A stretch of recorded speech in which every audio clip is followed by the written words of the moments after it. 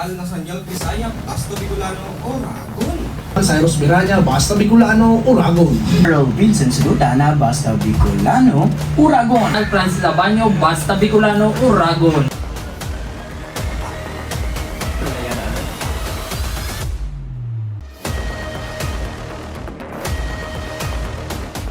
Hi, I'm Nathaniel Visaya, a Bachelor of Arts in Journalism student na nag-intern dito sa Radyo Oragon Legazpi. So, nag-start kami mag-intern dito sa Radyo Oragon Legazpi last February 17, 2025. Masasabi ko sa experience, sa daily routine, especially sa pagising ng maaga, pupunta dito sa station before baretang alas 7.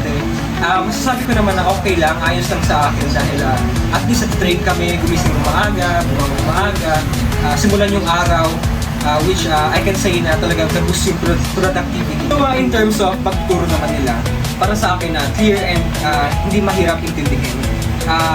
Starting sa kay SM Rod, sa do's and don'ts pagdating sa pagbabalita everyday, sa ano naman musical program kila ma'am, sa admin, sa kila ma'am DJ Mocha Loca and DJ Ligaya. Talagang masasabi kong madali intindihin kasi the way sila magturo and na-enhance naman yung pagsusulat namin o pag-news writing namin, especially sa Bicol dialect kasi talagang dito ang rule talaga dito is magsulat or magsalita ng Bicol dialect kasi nga talagang Bicolano tayo talagang Oragon tayo. So I am Nathaniel Visaya, naging DJ every Monday, which I am DJ Nats. Sabi ko lang na Basta Bicolano, Oragon. Good afternoon, I am Ben Cyrus Miranya, Bachelor of Arts in Broadcasting, 4A.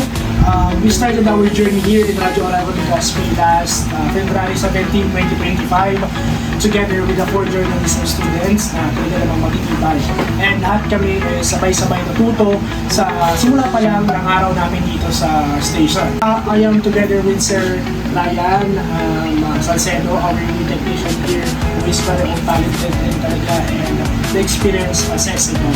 Guys, sa mga nakalipas na linggo, we started improving ourselves, especially in news writing and production. In press conference, so also we conducted questions to different government regional directors.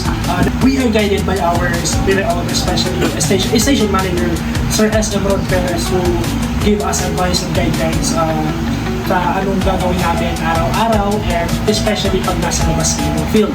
Again, this is Ben Cyrus Miranya, also your disc jockey every Wednesday, DJ Captain Cyrus, na nagsasabing Basta Bicolano, Oragon. Ako pala si Francis J. Abanyo. Nag-start kami mag-intern dito is February 17, Monday.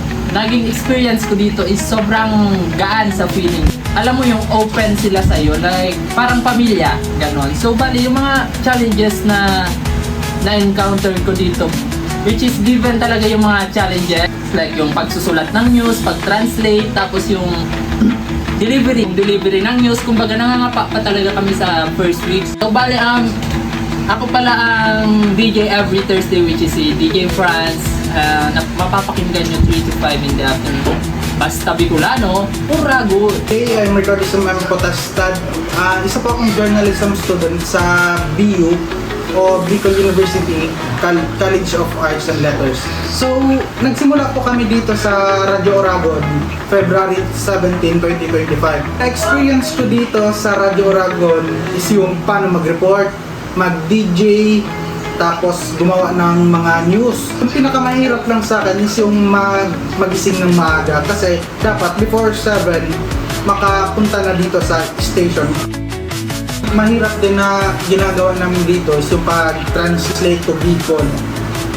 Ako, Bisaya ako, from Masbate, pinakamahirap talaga kasi yung salita namin doon, Bisaya. Again, I am Ricardo Sumem Potastad, your DJ every Friday, DJ Cardi Same 3 to 5 sa Oragon Express. Basta Bicolano, Oragon. Hi, I am Carl Vincent Silutan and currently an intern dito sa Radyo Oragon Legazpi. So far, ganito ang buhay. Being comfortable now because a lot of lessons was learned because of the supervision of the staffs here, especially our station manager, Rod Perez.